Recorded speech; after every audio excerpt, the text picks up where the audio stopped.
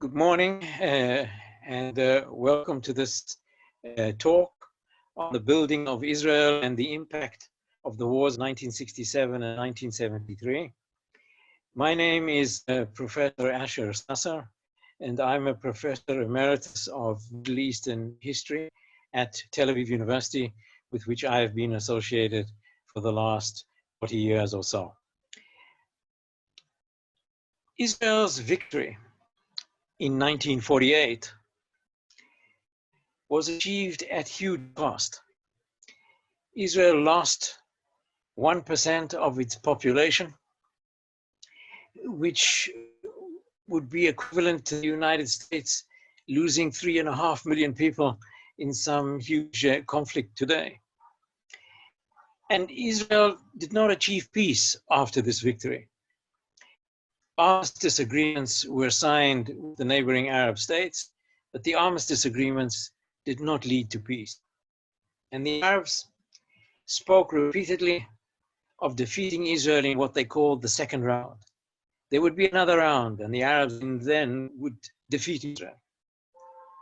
Ben-Gurion, Israel's prime minister at the time, was rather pessimistic about the future, and he wrote in his diary that Israel's victory in 1948 was no indication of the future, and he was rather pessimistic of the future balance of power between Israel and the far more numerous and more wealthy Arab states of the time.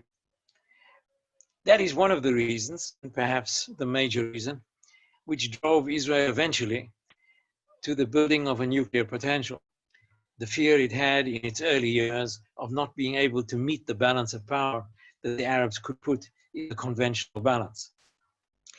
In these early years, Israel developed a security doctrine which was based on its small size territorially and its equally small population.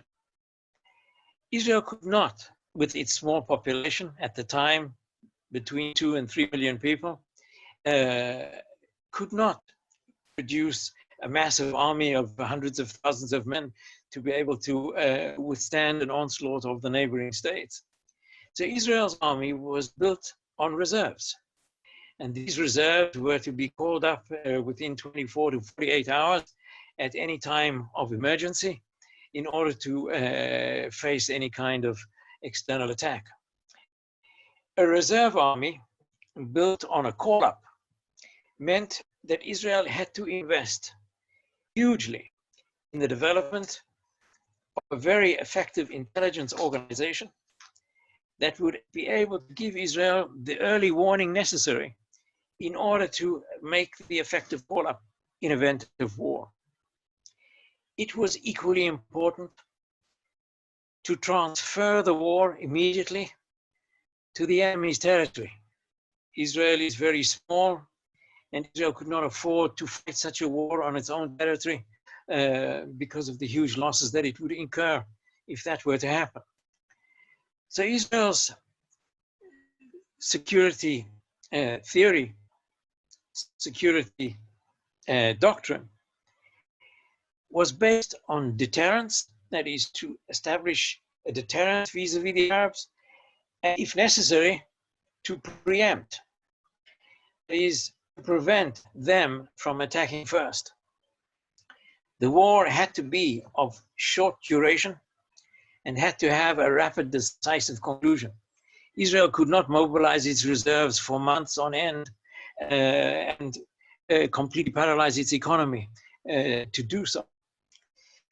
In the early years, the 1950s, the president of Egypt, Gamal Abdel Nasser, was a very charismatic leader of the entire Arab world at the time, militant in his attitude towards Israel. And he and Ben-Gurion, the prime minister of Israel, were both very suspicious of each other, fearing that each was looking for a fight. And therefore, Israel began to think of preemption. How to prevent Egypt from attacking first.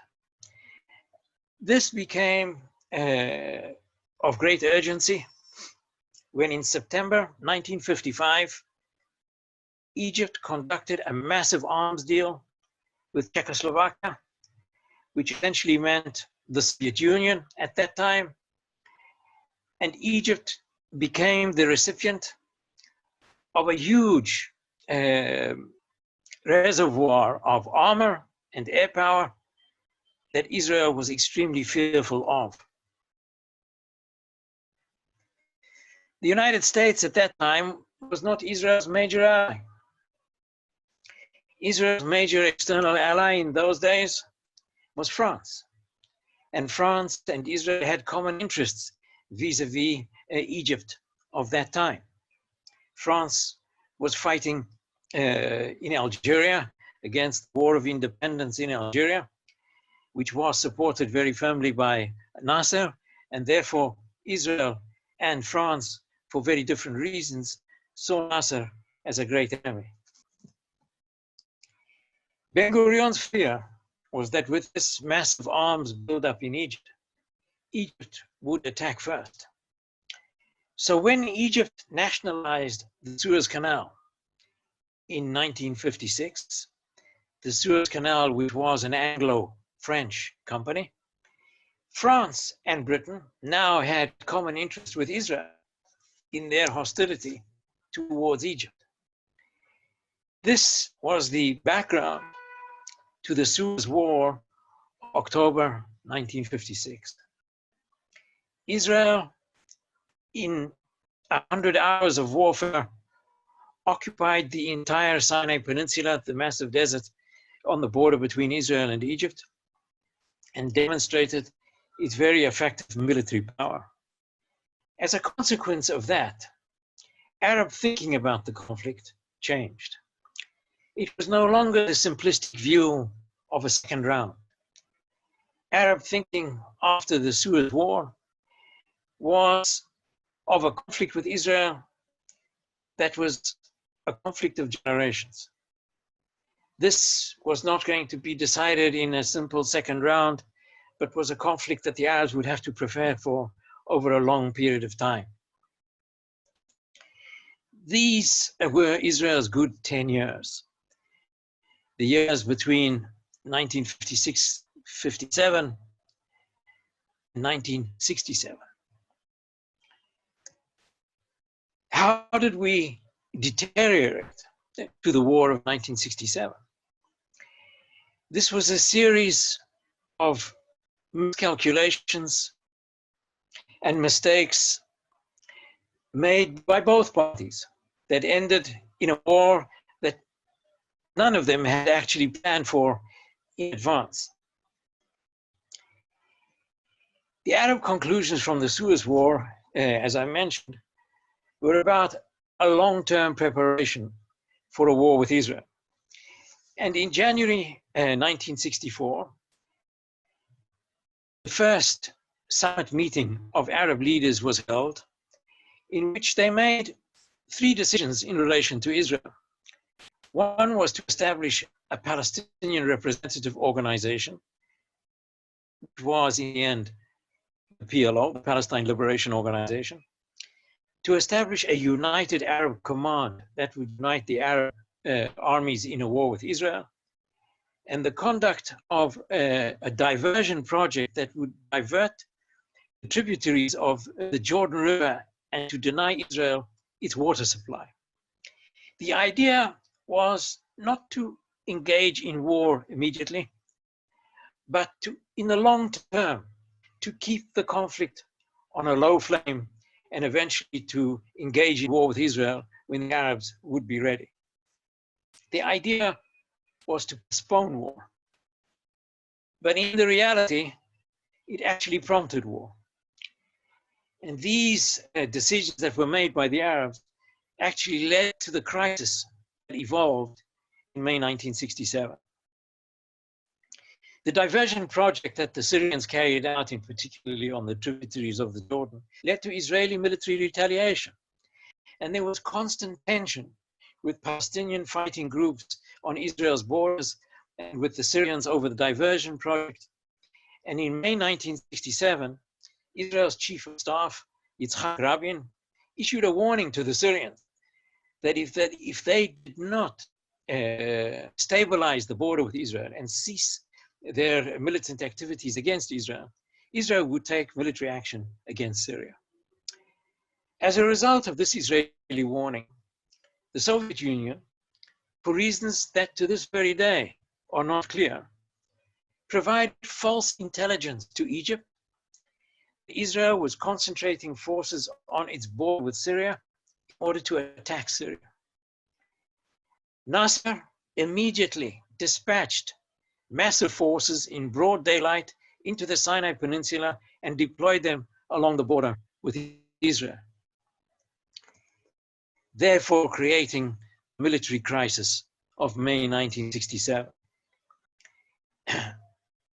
Nasser's demonstration of force was seen initially as just for show and a way of maneuvering and bringing pressure to bear on Israel.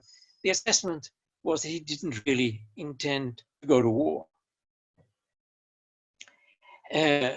But the deployment of forces in Sinai by Egypt was accompanied by bellicose statements coming from Cairo and Damascus of the desire of the Arabs to bring about Israel's destruction. Israel was very concerned that the Egyptians would attack first, perhaps attack Israel's nuclear facilities from their forward bases in Sinai, and Israel mobilized its reserves. Nasser then, after having introduced his forces into Sinai, decided to check what the situation was on the border with Syria. And he discovered the Israelis had not concentrated their forces there, and that the Soviet intelligence was false. Nasser, having made the show of force that he made, couldn't very well turn back and withdraw. And other Arab states, like Jordan and Saudi Arabia, which were competitive with Egypt and hostile towards Egypt as much as Egypt was hostile towards them, were constantly ridiculing Nasser and Egypt, arguing that he had just moved his forces into Sinai for show and he had no intention of attacking Israel. And they said in their propaganda broadcasts, if he really wants to attack Israel, he should remove the international forces that were stationed in the Sinai Peninsula since the Suez War of 1956 to prevent war between Israel and Egypt. And under the pressure of this Arab propaganda, Nasser removed the forces of the UN in Sinai and ordered them to leave. Once they had left, the tension with Israel increased exponentially, and the Arab ridicule continued. If you are serious for war with Israel and you've removed the UN forces, why don't you close the straits of Tiran that are the straits that lead to Israel's port of Eilat? And Israel had always said that closing the straits of Tiran would be a reason for Israel to go to war, casus belli. Nasser, under the pressure of the Arabs, closed the straits on the 22nd of May, and therefore made it almost inevitable that there would be a war between Israel and Egypt. Israel, in accordance with its doctrine, preempted. Israel attacked first. It could not allow Egypt, all the reasons we mentioned before about Israel's security doctrine, to allow Egypt to attack first, and certainly not to attack Israel's nuclear project or its airfields, which would have made military action by Israel very difficult. So Israel struck first with an amazingly successful airstrike, which essentially within the first hours of the war decided the results in advance. Arab air power was destroyed within hours, and from then it was a foregone conclusion that with Israel's mastery of the skies, Israel would emerge victorious. And Israel did emerge victorious in 6 days, and therefore the 6-Day War of 1967. For Israel, this was a stunning victory, unexpected, created a euphoric kind of atmosphere in Israel, an arrogant sense of Israel's capacity to do just all as it wished. And on the Arab side, an equally stunning sense of humiliation. The war in 1967 was seen by the international community as a war of Israeli self-defense, as it was. And as a result of that, the UN passed a resolution in November 1967, what has become the very famous UN Resolution 242, which is the basis for the Arab-Israeli peace process and has been the basis of the process from 1967 until now. What the resolution dictated was the peace for withdrawal formula, the land for peace formula. It did not require Israel to withdraw immediately because it recognized the defensive nature of the war. So Israel was not required to withdraw immediately or entirely, but Israel was required by the resolution to withdraw from territories taken in 1967 in exchange for peace, the land for peace formula. Israel after 1967 was very confident in the hubris of victory, but also there was a new kind of debate in Israel. The war was given by religious people in Israel a religious heavenly interpretation, that it was the 6-day war, like the 6 days of creation. This was all about heavenly deliverance, and not only heavenly deliverance, but Israel in this war occupied the territories that were the biblical heartland of Israel, Judea and Samaria, or the West Bank, that area that is adjacent to Jerusalem on the east. The symbolic significance of this conquest of Israel's biblical motherland created an ever-increasing unwillingness in Israel to concede this territory. And a new debate was created then in Israel, and it's a debate that isn't over yet. Is the future of Israel's boundaries to be dictated by national security interests or by religious belief and Israel's God-given rights? So there is this contest of values that has been taking place in Israel ever since 1967 and isn't over yet. The secular humanist values versus the religious nationalist values. And this is what one could call the domestic fight over Israel's soul. In the aftermath of the great victory in 1967, Israel and Egypt were engaged for 2 years between 1968 and 1970 in what was called the War of Attrition. Egypt wasn't willing to acquiesce in status quo after 67 and engaged in the constant shelling of Israeli positions along the Suez Canal. In these artillery exchanges, Israel was at a disadvantage. The Egyptians in artillery pieces outnumbered the Israelis many times over. So Israel resorted to its air force. And this resulted in deep penetration raids by the Israeli Air Force in the heartland of Egypt, in the Nile Delta, in the area of Cairo, bringing the war to the Egyptian home front for the first time ever. When the Egyptians fought Israel before in the Sinai Desert, it was far away from the populated centers of Egypt. Now the war was brought home to the Egyptian population. There was new talk in Egypt as a result of the War of Attrition, that perhaps the time had come for Egypt to cease being the blood bank of the Arabs. The Egyptians paid as the other Arab states just watched. The War of Attrition ended in 1970.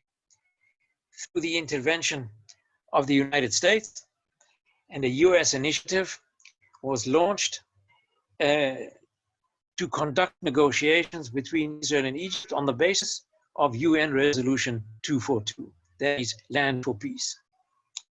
Egypt, under the new president, President Sadat, had succeeded Abdel Nasser, who had died in 1970.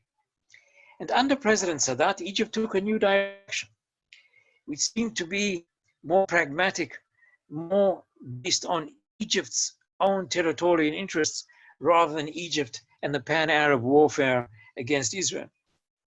Sadat suggested a partial withdrawal by Israel, the opening of the Suez Canal as an interim arrangement that would eventually lead to complete Israeli withdrawal back to the 67 lines. Israel objected to the Egyptian initiative. Israel wasn't sure of the Egyptian intentions, what kind of peace they were really offering. And this initiative by Sadat never really took off.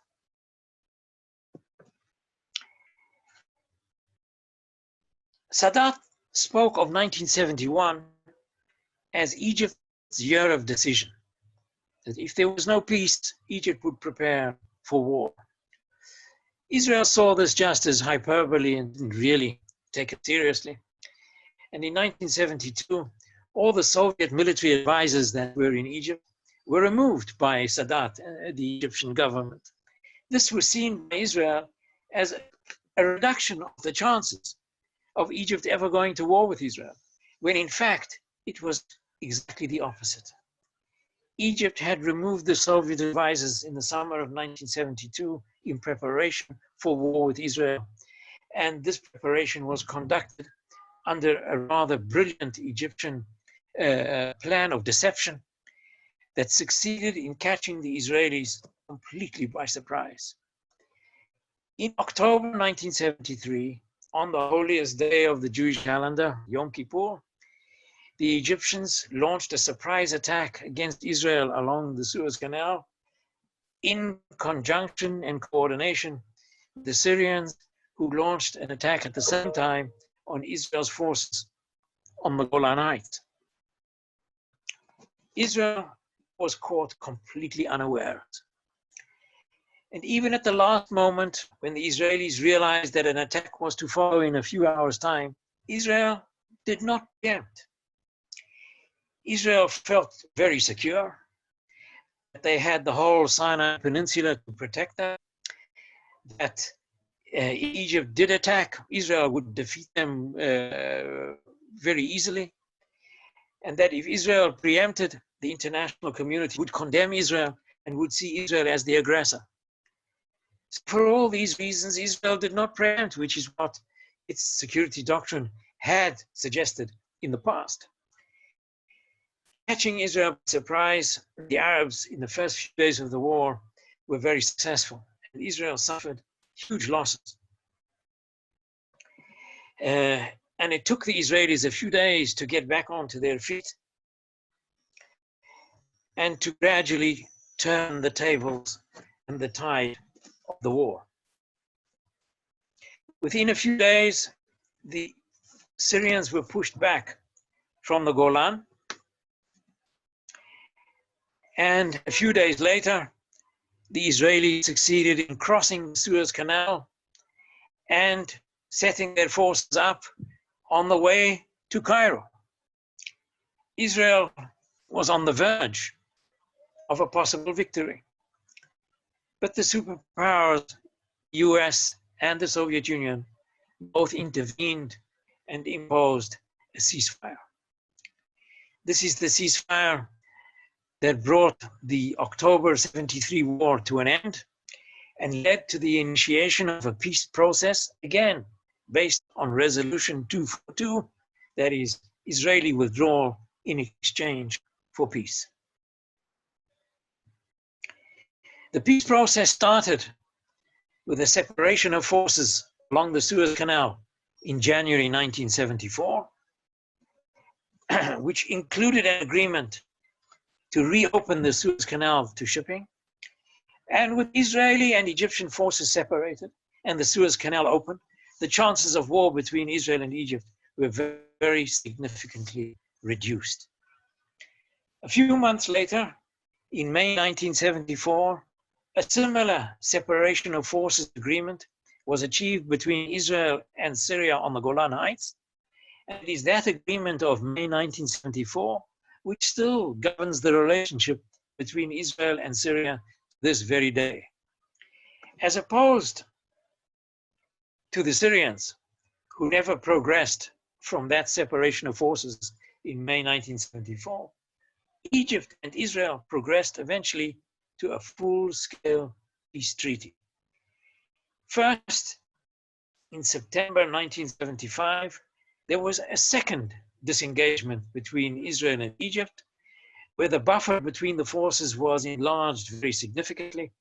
International forces were interposed between the Israelis and the Egyptians, and a situation was created that was essentially an agreement of non-belligerency, end of belligerency between Israel and Egypt, but not yet a peace agreement. But Egypt, having been unable to defeat Israel even in the best of circumstances, and under ever-increasing economic stress, in January 1977, there were food riots in Egypt. Egypt was under increasing demographic, economic, domestic pressure. Egypt was ready for peace with Israel.